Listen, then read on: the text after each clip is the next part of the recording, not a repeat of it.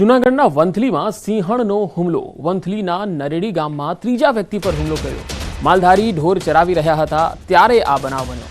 પહેલા પણ સિંહણે 2 લોકો પર હુમલો કર્યો હતો. સિંહણને પકડવામાં વન વિભાગ નિષ્ફળ રહ્યું.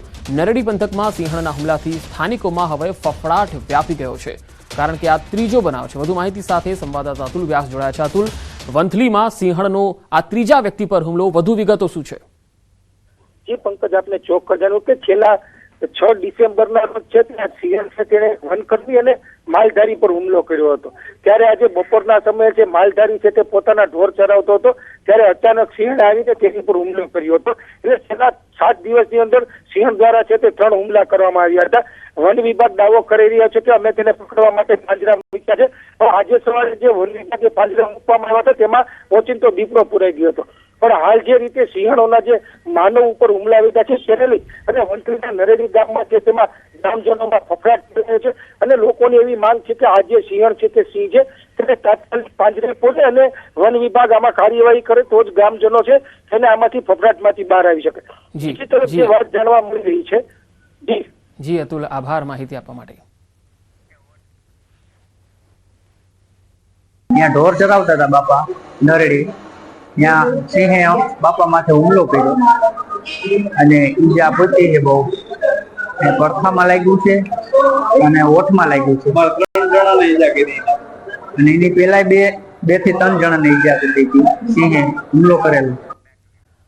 વડોદરે પાલતુ શ્વાન રાખવાના શોખીન છો તો ફી ચૂકવવા તૈયાર રહેજો, કારણ કે એએમસીના CNCD વિભાગ દ્વારા માર્ગદર્શિકા જાહેર કરાઈ છે, જેમાં હવેથી પાલતુ શ્વાન રાખવા માટે ₹200 ફી ભરી નોંધણી કરાવવી પડશે. આ પ્રક્રિયા ઓનલાઈન રહેશે. 1 જાન્યુઆરીથી એએમસીની સાઇટ પર નોંધણી પ્રક્રિયા શરૂ થશે, જેમાં અરજદારે કેટલાક પુરાવા આપવાના રહેશે. અરજદારનું Aadhaar card, tax bill, light bill, અરજદારનો ફોટો, પાલતુ શ્વાનનો ફોટો, પાલતુ શ્વાન રાખવાની જગ્યાનો ફોટો આપવાનો રહેશે. 1 જાન્યુઆરીથી 90 દિવસમાં નોંધણી પ્રક્રિયા કરવાની રહેશે.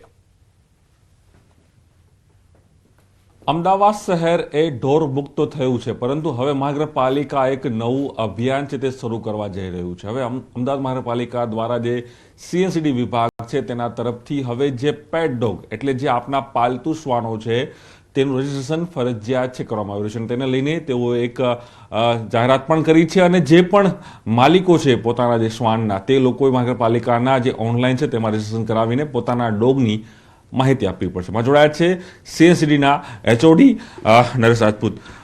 સર, અમદાવાદ શહેર ઢોર મુક્ત થઈ ગયું છે, કારણ કે એક મુવમેન્ટ મહાનગરપાલિકા ઉપાડી હતી ઢોર મુક્ત કરવા માટે, પરંતુ હવે સરકારના જે નવા નિયમો અંતર્ગત જે પેટ ડોગ એટલે જે પાલતુ શ્વાનો છે તેને લઈને શું ગાઈડલાઈન SOP મહાનગરપાલિકા તરફથી બનાવવામાં આવી રહી છે? નમસ્કાર.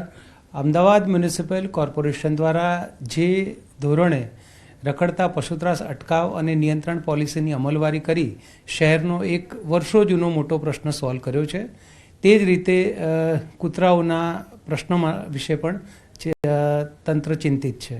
ભારત સરકાર દ્વારા એનિમલ બર્થ કંટ્રોલ રૂલ્સ 2023 અને national action plan four rabies free city 2030 એવા એક્શન પ્લાન મંજૂર કરી દરેક રાજ્ય અને દરેક મહાનગરપાલિકાને આના ઉપર કામ કરવા માટેની સૂચનાઓ અપાયેલ છે. આનું રજિસ્ટ્રેશન માટે ઓનલાઈન સોફ્ટવેર ડેવલપ કરવામાં આવ્યું છે કે જેમાં શ્વાનના માલિક એની ₹200 ઓનલાઈન ફી ભરી એમાં નિયત નમૂનાનું ફોર્મ ભરી તેમની ઓળખના પુરાવા, તેમનો photo, tax bill, light bill અને કૂતરું રાખવાની જગ્યા આના પુરાવા સાથે એ ઓનલાઈન સબમિશન કરશે અને એનું રજિસ્ટ્રેશનની રિસિપ્ટ્સ ડાઉનલોડ કરી શકે તેવી વ્યવસ્થા કરાયેલ છે. કેટલાક કિસ્સાઓમાં જ્યાં પાલતુ શ્વાનના માલિક અને અન્ય નાગરિકો વચ્ચેના કોન્ફ્લિક્ટ થતા હોય છે, એવા સંજોગોમાં કોન્ફ્લિક્ટ મેનેજમેન્ટ રેઝોલ્યુશનમાં પણ આ ડેટા ઉપયોગી થશે. શહેરમાં જે પેટ ડોગ છે, જે લોકો માલિકો પોતાની ઘરે શ્વાન રાખી રહ્યા છે તેનું પણ રજીસ્ટ્રેશન મહાનગરપાલિકા કરવા છે, જેથી એક ડેટા તૈયાર થાય અને સરકારની કયા જે ગાઈડલાઈન છે તેના આધારે મહાનગરપાલિકા એક મોટું કામગીરી હાલ કરવા જઈ રહી છે. કેમેરા પ્રકાર દેસાઈ સાથે પ્રણવ પટેલ, ન્યૂઝ 18 અમદાવાદ. ડિજિટલ અરેસ્ટનો વધુ એક આરોપી દબોચાયો છે. ડિજિટલ અરેસ્ટ કરી ₹4 કરોડ પડાવી લીધા. પાર્સલમાં ડ્રગ્સ હોવાનું કહી અને ફ્રોડ કરતો હતો. ચાઇનીઝ કંબોડિયન ગેંગ સાથે મળીને ફ્રોડ કર્યા હતા. પૂછપરછમાં જાણવા મળ્યું કે આ ગેંગ રોજ 100 જેટલા કોલ કરતા. એક કોલ સેન્ટર જેવું બનાવ્યું હતું. ખોટા પોલીસ યુનિફોર્મ પહેરી અને કોલ કરતા. વોઇસ ઓવર કે પછી બીજી કોઈ એપ્લિકેશનથી કોલ કરતા હતા. પાર્સલમાં ડ્રગ્સ છે એવું જણાવી પોલીસ તમને એરેસ્ટ કરવા આવી રહી છે એવું કહી અને ડરાવતા હતા.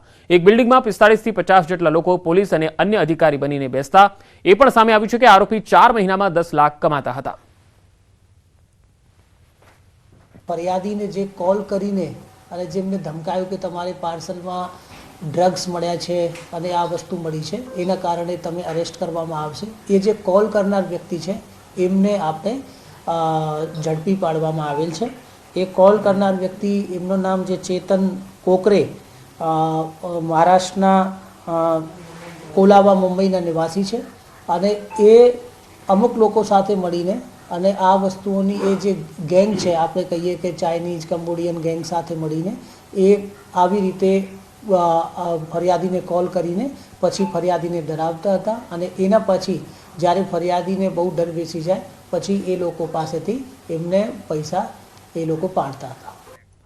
મહેસાણામાં 1 વર્ષથી સરસ્વતી સાધનાની ધૂળ ખાતી સાયકલો લેવા પહોંચ્યા વિદ્યાર્થીઓ. ઊંઝાના ઉનાવાથી સર્વોદય સ્કૂલ માટે સાયકલો લેવા વિદ્યાર્થીઓ પહોંચ્યા હતા. શાળાના સંચાલકોને શ્રમિકો ન મળતા હોય એમ વિદ્યાર્થીઓ પાસે સાયકલો મિની ટ્રકમાં ભરાવડાવી. ત્યારે સર્વોદય સ્કૂલના સંચાલકો સામે પણ સવાલ છે. નવાઈની વાત એ છે કે વર્ષ 2023ની શાળા પ્રવેશોત્સવની આ સાયકલો વિતરણના ભાવે ભંગાર બની ગઈ. જો કે આ સાયકલો ભંગાર બન્યા બાદ હવે વર્ષ 2024માં વિતરણ કરાશે. વિદ્યાર્થીઓને આપવાની આ સાયકલો એ હદે ભંગાર છે કે તેના ટાયરમાં હવા નથી. ટ્યુબની પણ સ્થિતિ શું હશે એ કહેવું મુશ્કેલ છે. અભિનેતા અલ્લુ અર્જુનની ધરપકડ હૈદરાબાદ પોલીસે કરી છે. અલ્લુ અર્જુનની ધરપકડ કરાઈ છે. પુષ્પા 2 ફિલ્મના અભિનેતા અલ્લુ અર્જુનની ધરપકડ થઈ છે. પ્રીમિયરમાં ભાગદોડના મામલે આ ધરપકડ થઈ છે.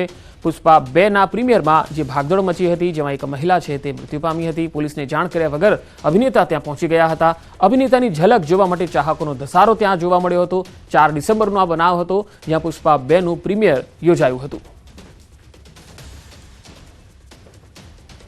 તો પ્રીમિયરમાં જે ભાગદોડ મચી હતી 4 ડિસેમ્બરના રોજ, અને તેમાં એક મહિલા છે એ આ નાસભાગના કારણે મૃત્યુ પામી હતી. તેને લઈને પોલીસ હવે આ અભિનેતાને લઈ અને પોલીસ સ્ટેશને લાવી છે. થોડી પૂછપરછ પણ તેની કરવામાં આવી રહી છે.